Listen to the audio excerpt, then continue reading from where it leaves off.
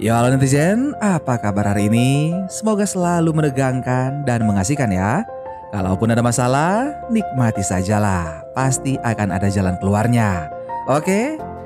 Film kita kali ini berjudul Stolen yang rilis tahun 2012 dengan pemeran utama kita yaitu Nicolas Cage.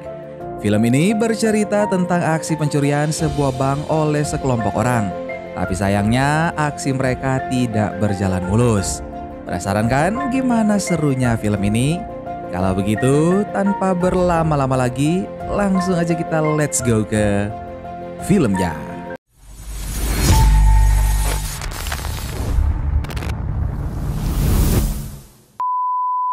Film pun dimulai di mana memperlihatkan salah satu daerah pertokoan di New Orleans yang tampak sunyi.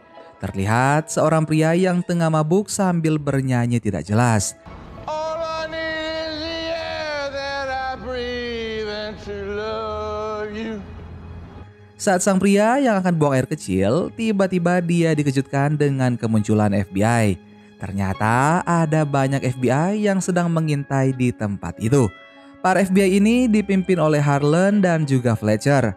Tujuan mereka yaitu sebelumnya mereka mendapat kabar kalau akan terjadi pencurian di sebuah toko berlian. Dan pencuri itu adalah Will, seorang pencuri papan atas dengan segala kepintarannya dalam melakukan aksi pencurian yang tidak bisa diprediksi oleh siapapun. Di sini Will tidak beraksi sendirian, melainkan bersama teman-temannya yang bernama Vincent, Riley, dan juga Hoyt yang bersiap mematikan saluran listrik. Saat listrik berhasil dimatikan Hoyt, Will dan Vincent kemudian masuk ke dalam toko mainan.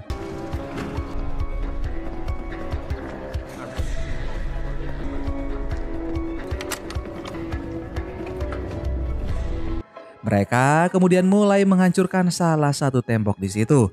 Para FBI masih terus mengawasi dan bersiap akan melakukan penyergapan. Di sisi lain, Will dan Vincent pun sudah berada di depan sebuah brankas. Dan tak butuh waktu lama bagi mereka, pintu brankas itu pun berhasil dibuka. Bersamaan dengan itu juga, para FBI pun mulai bergerak. Mereka mulai memasuki toko berliannya, tapi mereka sama sekali tidak mendapati Will dan Vincent di situ. Ternyata Will dan Vincent bukan mencuri toko berlian, melainkan mereka mencuri sebuah bank. Ada banyak sekali batangan emas di situ, tapi tujuan mereka kali ini yaitu untuk mencuri uang 10 juta dolar. Uang lebih ringan dibandingkan mereka harus membawa batangan-batangan emas. Like bright shiny things come. This is the ultimate bright shiny thing. How much weight can you carry? Each one of those bars weighs 27.5 pounds. We got a 10 million right here. Karena merasa dikelabui, para FBI kemudian mulai masuk ke dalam toko mainan juga. Setelah dicek, ternyata di balik dinding ada sebuah jalan yang menuju suatu tempat. Harlan menyadari kalau Will mengincar bank yang berada di blok situ juga. Will dan Vincent kemudian bergegas keluar dari tempat itu. Tapi para FBI kini sudah berada di depan bank dan mulai masuk kemudian menuju ruangan besi penyimpanan. Di sisi lain, di saat Will dan Vincent yang telah berhasil keluar dari bank dan sebentar lagi akan naik ke dalam mobil, justru mereka terlibat percekcokan dikarenakan Vincent yang mengajar seorang tukang sampah yang telah melihat muka mereka. Vincent ingin menembak si tukang sampah, tapi hal itu dilarang oleh Will.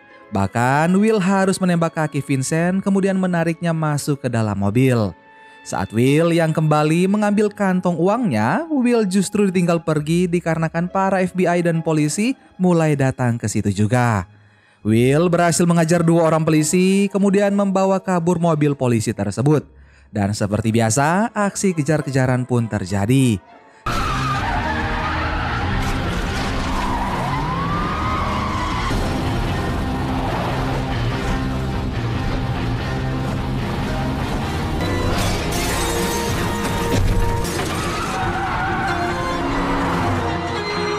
Tapi Will berhasil terpojokkan dan kini Will tak punya pilihan lain selain menyerahkan dirinya pada polisi dan FBI. Fletcher yang mengecek ke dalam kemudian keluar mengatakan pada Harlan kalau uangnya sudah tidak ada. Scene pun berpindah 8 tahun kemudian di mana Will yang baru saja bebas. Walaupun sudah bebas, Harlan dan Fletcher terus mengawasi Will. Tak hanya itu, mereka bahkan memberikan tumpangan pada Will dan mengantarkan Will menuju tempat tinggal anaknya. Di perjalanan, Harlan dan Fletcher mulai mengintimidasi Will tentang uang $10 juta yang mereka tidak temukan. Mereka masih mengira kalau Will menyembunyikan uang tersebut di suatu tempat. Tapi Will mengatakan kalau dia tidak menyimpan uang itu. Harlan kemudian mengatakan lagi pada Will kalau Vincent telah meninggal. Will pun menjadi terkejut mendengar hal itu. Saat Will telah sampai, Will langsung bertemu dengan anaknya yang bernama Allison. Allison tampak tak senang dengan kedatangan Will. Dari sini kita bisa simpulkan bahwa Will dan anaknya memiliki hubungan yang tidak baik. Allison kemudian memberikan sebuah paket pada Will yang diberikan oleh seseorang yang dia tidak kenal. Setelah itu, Will kemudian mengajak Allison untuk mengobrol dengannya sebentar. Saat berada di sebuah kafe, Will pun menjelaskan pada Allison kalau dia tak ingin menjadi seorang penjahat. Tapi ada banyak kejadian buruk yang harus dilewati oleh Will dan dia juga harus memenuhi kebutuhan dan juga tuntutan hidup.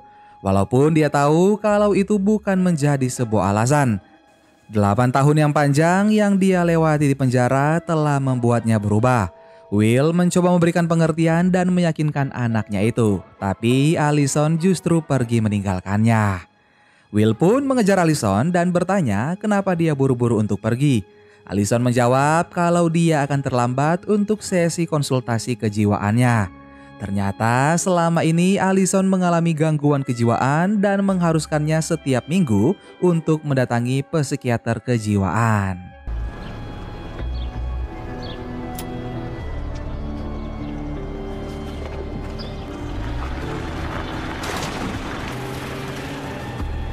Scene kemudian berpindah di mana Will yang mendatangi Riley. Saat ini Riley bekerja di sebuah bar milik kepolisian setempat dan tujuan Riley bekerja di bar itu agar dia tidak terpengaruh lagi untuk melakukan kejahatan. Riley berterima kasih pada Will karena Will tidak melaporkan Riley, Vincent dan juga Hoyt. Will hanya mengorbankan dirinya sendiri untuk dipenjara selama 8 tahun. Saat mereka sedang mengobrol, tiba-tiba terdengar suara HP berbunyi dari paket yang diberikan Allison sebelumnya. Will kemudian membuka paketnya dan mengangkat telepon tersebut. Terdengar suara seseorang menyapa Will di balik telepon. Awalnya Will tidak mengenali suara tersebut. Tapi beberapa saat kemudian Will pun mengetahui kalau itu adalah suara Vincent. Will menjadi sangat senang, ternyata cerita Harlan dan Fletcher tentang kematian Vincent sebelumnya adalah salah.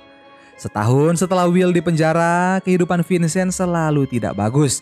Dia harus mengganti nama dan juga identitasnya, bahkan memalsukan kematiannya sendiri. Terlebih lagi yang masih diingat oleh Vincent saat Will menembak kakinya. Akibatnya saat ini kaki Vincent harus diamputasi. Vincent lalu mengatakan lagi kalau dia menginginkan bagiannya dari uang hasil pencurian mereka. Tapi Will menjelaskan kalau uang itu sudah tidak ada. Will telah membakarnya sebelum dia menyerahkan diri pada Harlan. Tapi Vincent tidak mempercayai apa yang dikatakan oleh Will. Vincent kemudian mengatakan kalau saat ini dia bekerja menjadi seorang sopir taksi. Dan ternyata taksi yang dinaiki oleh Allison tadi adalah taksi yang dikendarai oleh Vincent. Vincent mengancam Will kalau dia akan membunuh Allison jika Will tidak membawakan uang yang mereka curi 8 tahun lalu.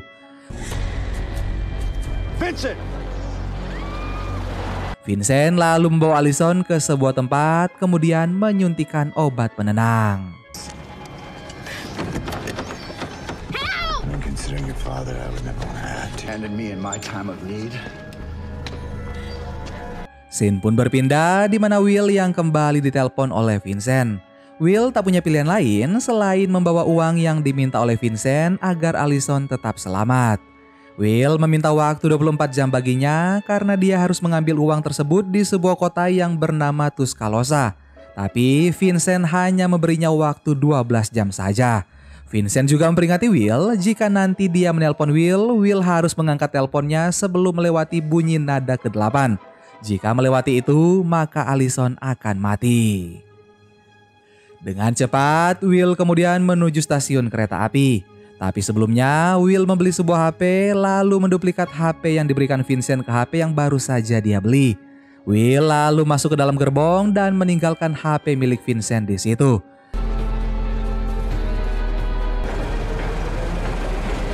Sedangkan di sisi lain terlihat Allison yang sudah sadar. Tapi ternyata saat ini dia disekap di dalam bagasi taksi yang dibawa oleh Vincent. Karena di bagasi itu sudah dilapisi peredam suara, ditambah lagi di luar sedang ada acara, sekencang apapun Allison berteriak tidak akan terdengar. Scene kembali berpindah di mana Will yang datang ke kantor FBI dan bertemu dengan Harlan. Will kemudian menceritakan kalau Vincent masih hidup dan saat ini anaknya sedang diculik oleh Vincent dengan menggunakan sebuah taksi. Vincent menginginkan uang bagiannya dari 10 juta dolar yang mereka curi 8 tahun yang lalu. Tapi Will kembali mengatakan pada Harlan kalau uang itu sudah dibakar olehnya sesaat sebelum menyerahkan diri. Alasan Will juga membakar uang itu agar dia mendapat pengurangan masa tahanan karena tidak ada barang bukti hasil pencuriannya. Setelah mendengar cerita dari Will, Harlan justru tidak percaya, bahkan menganggap semua yang diceritakan oleh Will adalah omong kosong belaka dan hanya akal-akalan Will saja. Harlan menganggap Will adalah seorang pencuri yang cerdik. Tiba-tiba Fletcher datang ke situ. Harlan lalu menunjukkan pada Will tentang data kematian Vincent, di mana Vincent meninggal karena dibunuh. Bahkan setelah dibunuh, tubuh Vincent pun dibakar dan dari potongan jari yang mereka temukan menjadi bukti kuat kalau mayat itu adalah Vincent.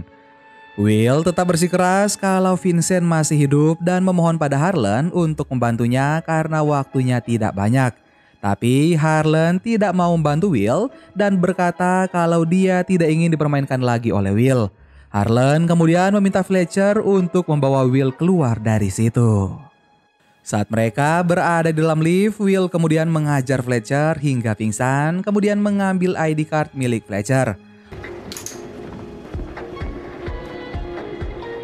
Will ternyata kembali dan mulai menggunakan ID card itu untuk mengakses alamat rumah yang tertera di data kematian Vincent. Tak hanya itu, Will juga mencari tahu alamat rumah Hoyt. Setelah berhasil mendapatkan data yang dibutuhkan, Will kemudian pergi dari situ. Di sisi lain, terlihat Allison yang masih berada dalam bagasi. Allison kemudian mencabut kabel listrik yang terhubung di lampu belakang mobil.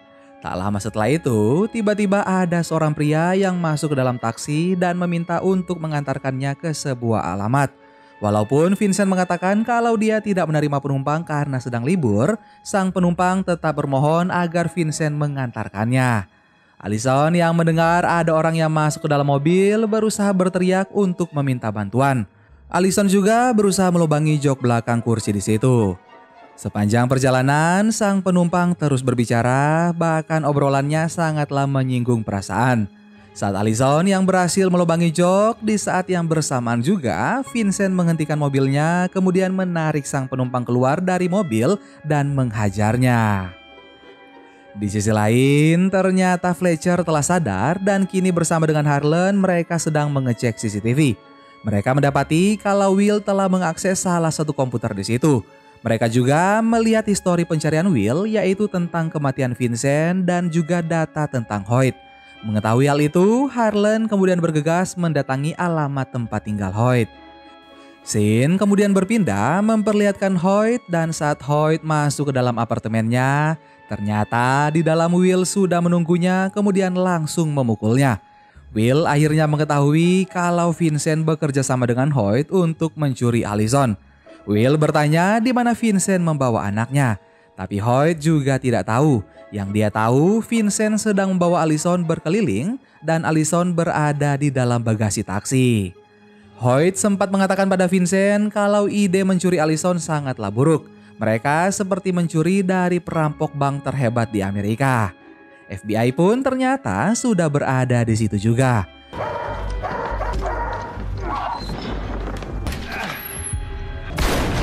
Will beruntungnya bisa kabur dari situ.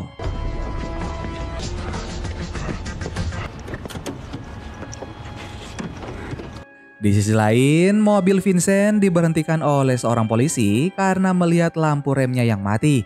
Setelah memeriksa SIM dan STNK Vincent dan akan pergi, Tiba-tiba sang polisi mendengar sesuatu dalam bagasi dan meminta Vincent untuk membuka bagasi mobilnya. Vincent pun keluar dan membuka bagasi mobilnya, tapi tak hanya itu, Vincent lalu membunuh sang polisi. Saat Vincent berbalik, dia melihat Allison yang telah keluar dari bagasi. Tapi sayang sekali jalan di situ buntu. Ditambah lagi suara teriakan minta tolong Allison tidak terdengar karena orang-orang sedang melihat acara pameran. Vincent kembali menyuntikkan obat penenang. Vincent lalu mengatakan pada Allison dia melakukan ini karena Will penyebabnya. Bahkan dulu dia harus memalsukan kematiannya dan rela memotong 2 jarinya. Scene kembali berpindah di mana Will mendapat informasi dari sang supir taksi kalau di setiap mobil taksi ada GPS. Jika ada mobil yang dicuri, maka akan sangat mudah untuk dilacak. Will lalu meminta sang supir untuk menelpon bosnya dan bertanya tentang Vincent, seorang berkulit putih dengan kaki palsu dan tidak memiliki beberapa jari. Kemudian meminta sang bos untuk melacak lokasi mobilnya. Will akhirnya mendapatkan lokasi Vincent beserta nomor kendaraan yang dibawa oleh Vincent. Di sisi lain, Harlan dan Fletcher sementara melakukan penyelidikan di rumah Hoyt. Tiba-tiba mereka mendapat kabar kalau Will baru saja mencuri 1 mobil taksi. Kembali ke Will, di saat Will menemukan nomor taksi yang dia incar, sayang sekali itu bukanlah Vincent. Lagi pula itu adalah nomor taksi tempelan. Para FBI yang melihat aksi Will pun segera menangkapnya. Saat di perjalanan, suara HP Will berbunyi dan tentu saja yang menelpon adalah Vincent. Will meminta agar dia bisa mengangkat telepon itu, karena jika lewat dari 8 nada dering maka anaknya akan mati. Tapi para FBI tidak percaya dengan apa yang dikatakan oleh Will. Karena tak ada pilihan lain, Will pun mematahkan jarinya agar bisa terlepas dari borgol, kemudian dengan sangat cepat menghajar 2 FBI tersebut. Mobil mereka pun hilang kendali dan harus terguling. Beruntungnya, Will tidak apa-apa dan bahkan Will sempat mengangkat telepon dari Vincent. Will kembali mengatakan pada Vincent kalau dia tidak mempunyai uangnya. Ternyata sejak awal Vincent sudah mengetahui hal itu dan sengaja membuat Will terpojok. Vincent kemudian bertanya, bagaimana Will akan mendapatkan uang. Will lalu menjawab kalau dia akan kembali mencuri lagi. Vincent tidak peduli apa yang akan dilakukan oleh Will, yang pastinya dia menginginkan uangnya sesuai dengan waktu yang dia berikan sebelumnya.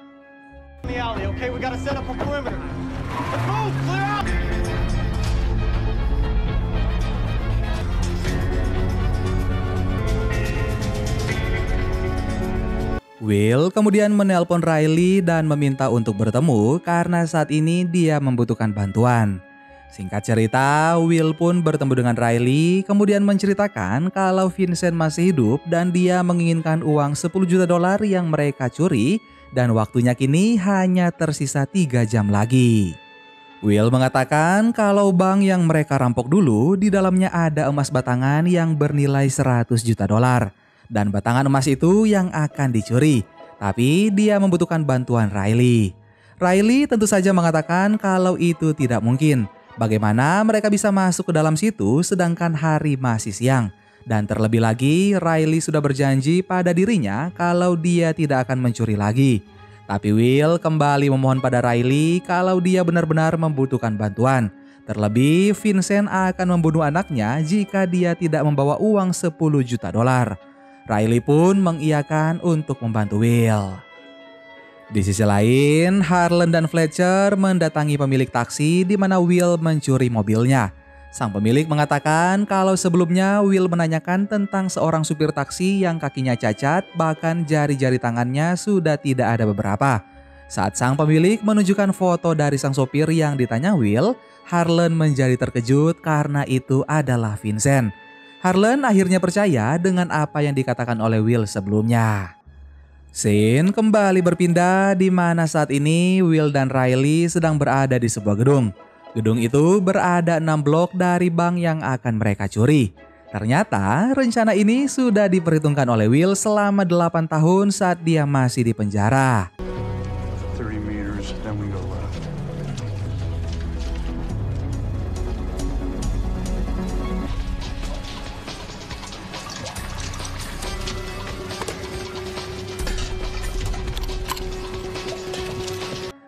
Will pun mulai melubangi lantai yang berada di atasnya. Sedangkan di sisi lain, Harlan sudah tahu kalau Will tidak memiliki uang. Jadi ada kemungkinan Will akan melakukan aksi pencurian lagi untuk mendapatkan uang tebusan untuk anaknya. Harlan lalu meminta Fletcher untuk mencari data daftar bank yang pernah diinjak oleh Will di kota itu. Kembali ke Will, ternyata lantai yang dilubangi Will adalah lantai brankas tempat penyimpanan emas-emas batangan.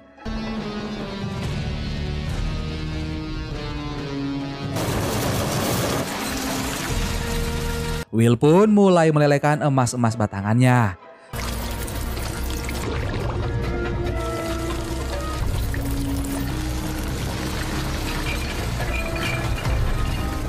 Mereka hanya memiliki waktu 5 menit sebelum alarm tanda kebakaran berbunyi di ruangan itu. Alarm pun berbunyi, Harlan dan Fletcher yang mendapat informasi pun segera menuju ke Bank Paris Community. Riley mulai mengangkat lelehan emas yang sudah mengeras. Di luar bank, Harlan pun sudah datang dan mereka segera bergegas menuju ke berangkas penyimpanan. Saat mereka masuk, Harlan sangat kaget melihat apa yang terjadi. Di sisi lain, Will dan Riley berhasil kabur dari situ. Tapi tentu saja tak butuh waktu lama bagi FBI untuk bisa melacak mobil yang dikendarai oleh Will. Walaupun sudah mengetahui keberadaan Will, Harlan memerintahkan anak buahnya untuk tidak langsung menangkap Will, melainkan membiarkan Will melewati penyeberangan feri. Don't make a move until all four wheels. Saat Will sudah sampai di seberang, mobil mereka pun segera disergap oleh para FBI. Tapi ternyata yang mengejutkan para FBI, di dalam mobil hanyalah Riley sendiri. Mereka berhasil dikelabui oleh Will. Saat ini, Will sedang menuju ke lokasi pertemuannya dengan Vincent, yaitu di sebuah wahana bermain yang sudah terbengkalai. Vincent pun sudah berada di situ. Scene kemudian berpindah di mana Harlan yang agak kecewa karena berhasil ditipu oleh Will. Tapi sebagai seorang FBI, Harlan tetap berpikir tenang. Kemudian dia berasumsi kalau Will dan Vincent pasti akan bertemu di tempat yang sunyi dan juga netral. Fletcher kemudian menyebutkan beberapa tempat di kota itu. Dan Harlan lalu berpikir ada sebuah wahana bermain yang sudah tidak digunakan lagi dan juga sudah terbengkalai. Kemungkinan Will dan Vincent akan bertemu di situ. Scene pun berpindah di mana hari sudah mulai gelap dan Will juga sudah sampai di situ. Saat bertemu dengan Vincent, Will kemudian bertanya di mana Allison. Will lalu memberikan uang yang diinginkan Vincent tapi dalam bentuk emas batangan. Bukannya memberikan Allison pada Will, Vincent ternyata masih menyekap Allison di dalam mobil. Dan sebentar lagi mobilnya akan diledakkan. Terjadilah perkelahian di antara keduanya. Mobil pun terlihat mulai terbakar. Sesaat sebelum mobil itu akan meledak, Will berhasil membawa mobil itu menuju danau.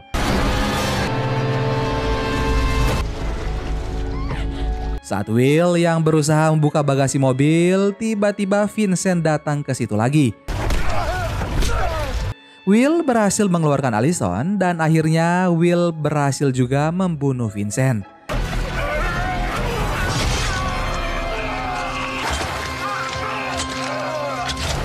Dan kali ini Vincent tidak bisa merekayasa lagi kematiannya karena dia sudah benar-benar mati. Will pun terlihat sekarat karena sebelumnya Vincent berhasil menusuk perutnya. Tapi tiba-tiba terlihat ada helikopter yang datang ke situ dan itu adalah Harlan dan juga Fletcher. No, he can't die. You've got to save him.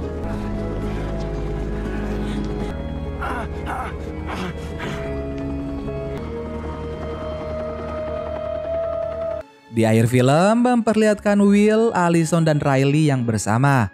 Terlihat juga Harlan dan Fletcher yang mengawasi Will. Karena dari berat emas yang dicuri oleh Will sebelumnya masih kurang 10 pound atau kurang lebih 5 kg lagi. Jadi mereka mengira kalau Will masih menyembunyikannya. Saat sedang mengangkat barang dari mobil, Will juga tak sengaja melihat ada bongkahan emas yang terselip. Will kemudian memanggil Riley. Will awalnya ingin mengambil emas itu, tapi Riley mengatakan kalau mereka bisa kembali ke dalam penjara. Will akhirnya membuang emas itu ke laut. Setelah melihat emas itu dibuang ke laut, Harlan merasa lega karena dia tidak harus membuntuti Will lagi. Kehidupannya akan lebih tenang. Will pun kembali melanjutkan piknik mereka. Tapi ternyata emasnya masih ada di atas meja dan benda yang dibuang Will tadi bukanlah emas. Dan film Stolen pun selesai. Ending yang sangat membahagiakan. Will akhirnya bisa berkumpul kembali bersama anaknya dan tentu saja Will masih punya cukup uang untuk hidup enak jika dia menjual bongkahan emas tersebut. Gimana guys film kita kali ini? Silahkan kalian komen di bawah ya. Terima kasih buat kalian yang sudah subscribe channel ini. Sampai ketemu lagi di film-film seru selanjutnya dan sesulit apapun kondisi, ayah adalah sosok yang akan selalu berusaha mengatakan ada saat anaknya membutuhkan sesuatu. Dadah.